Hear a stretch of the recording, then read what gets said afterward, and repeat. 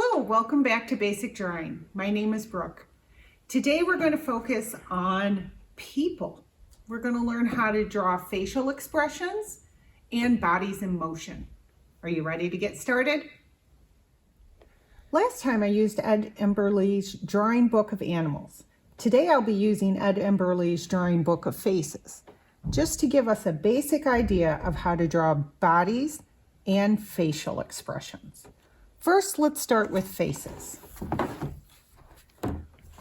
Miss Brooke is going to show you a series of circles. I'm going to draw a series of circles here so that we can just hop into one facial expression to another. See, this is good circle practice.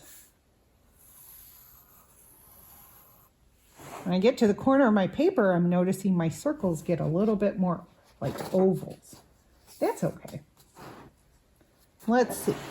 The first facial expression everyone knows is two eyes, a nose, and a smiley face. When drawing a head, it's good to know where the center of your circle is. Right about the center is where your eyes are going to go.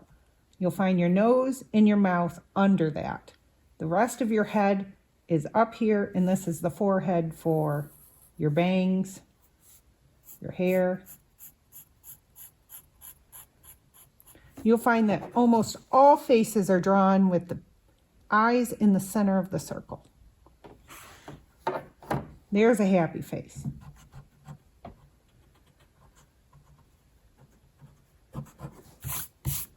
And I think he's happy just because he got new glasses at the store. So we're going to draw him with glasses.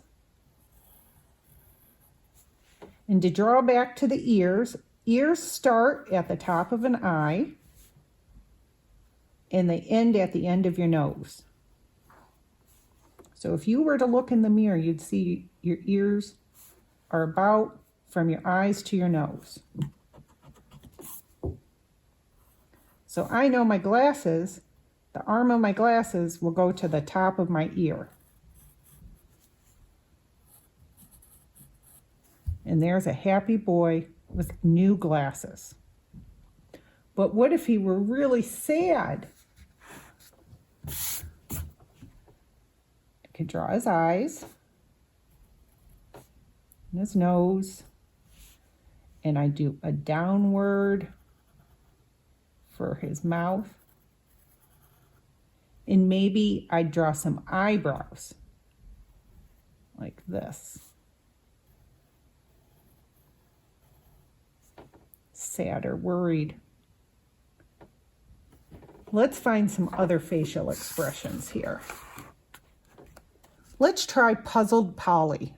We won't worry about her hair, but first I see Ed Emberley has drawn her eyes and a happy mouth, and one eyebrow goes like this, and the other one goes like this, with a little nose. This is a puzzled expression. Huh? I don't understand. Now let's try Frightened. First two eyes, a nose, and he drew a half C nose, backward C. Then a sad mouth with two lines going at the bottom because he decided to show teeth. Now we make the teeth, and this is just the bottom teeth showing in this picture. Now he's got concerned, worried eyebrows. Here's his ears. But to really let us know how frightened he is, we're going to draw his hair standing straight up.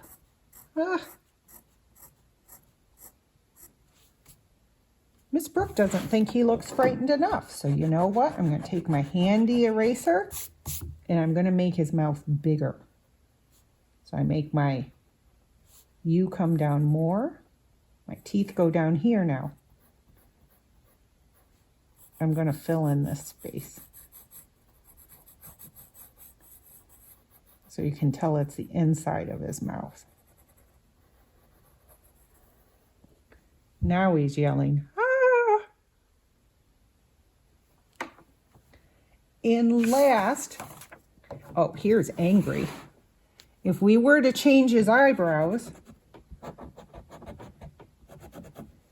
and give him angry eyes, we draw a V like this. Doesn't he look angry now? There are all different ways to draw noses. You can draw noses like this. You can draw noses like this.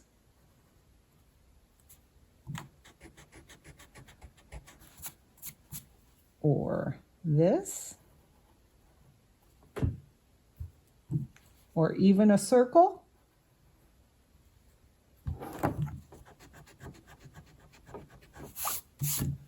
Or a V in that direction.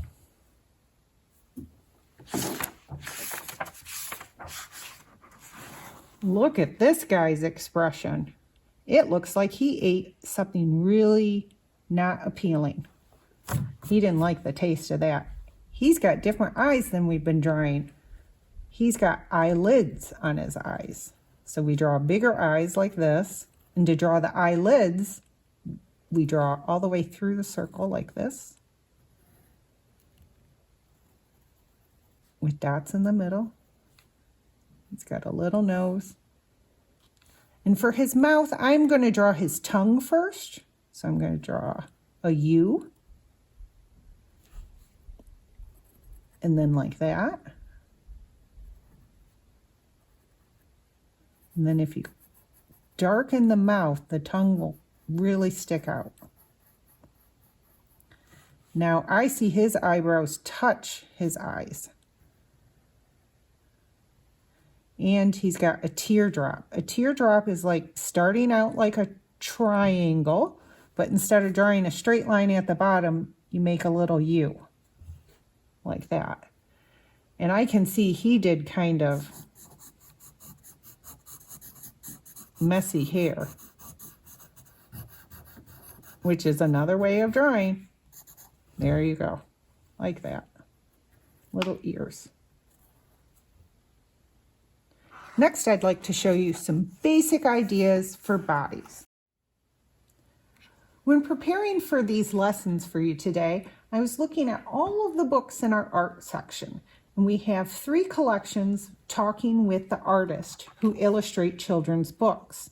David Winooski here was sharing his story about how he got started, and I noticed he says, when I was little, my mother showed me how to connect circles and ovals to form human bodies like this.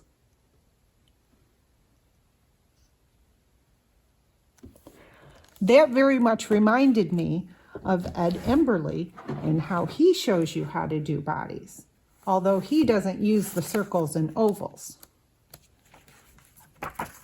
He uses a rectangle body and stick arms and legs.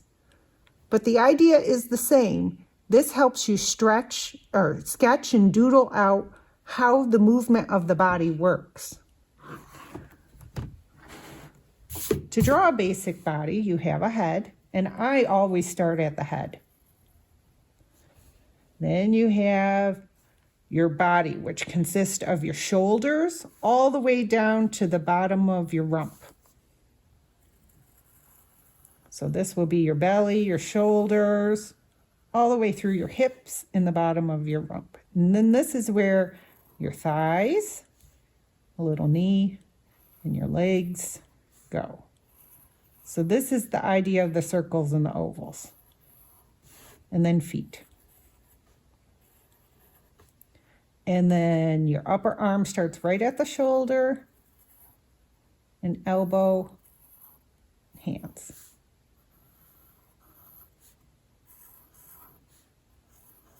Oh, my hand's a little small over there. That's the basic idea. You can also do it like the way Ed Emberley does it, where he does more of a neck and more of a square. And then from there, he uses lines.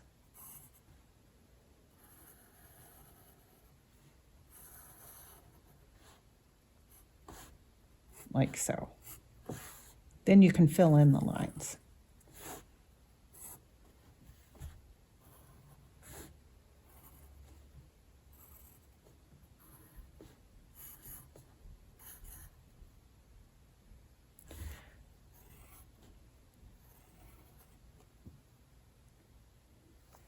To show you some movements, let's try to draw somebody kicking a ball. So we're going to draw the head. And roughly, this is sketch drawing, so it's not perfect. It's just an idea. When you're kicking a ball with one foot, like so, here's our ball that you're kicking, this leg is going to be bent. So you'll need it to go like this, but still got to go to the ground. So it's good to draw a ground so you know where the ground is. So this leg will be bent and this leg is up. Now what are your hands doing? This arm is here, and this one's kind of back here, like balance. So there's an idea of you're kicking a ball. But what if you want to kick that ball really high?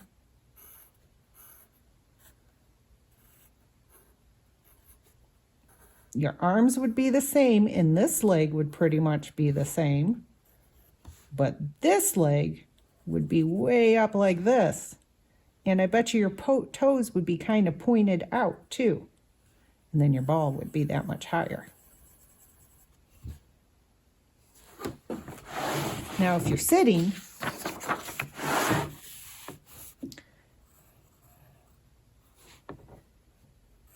it depends on if you're sitting all the way on the ground, then that means that's where your rump is, on the ground. Then your thighs have to come up so your knees can be up and then back down on the ground again, like that. And then you do that for this leg. And maybe you have your arms back here like this. And your face up to the sun, because it's such a pretty day outside. There's my sunshine. Now let's see what we can do walking. Walking will be our last one here. For walking, you have one leg that's coming behind you, like so, and one leg that's coming in front of you, like so. In your arms, so if this leg back here is going this way, these two are going this way. Like so. I'd love to see the artwork you create after listening to our lessons today. If you'd like to share that with us, we'll show you how to at the end of this video.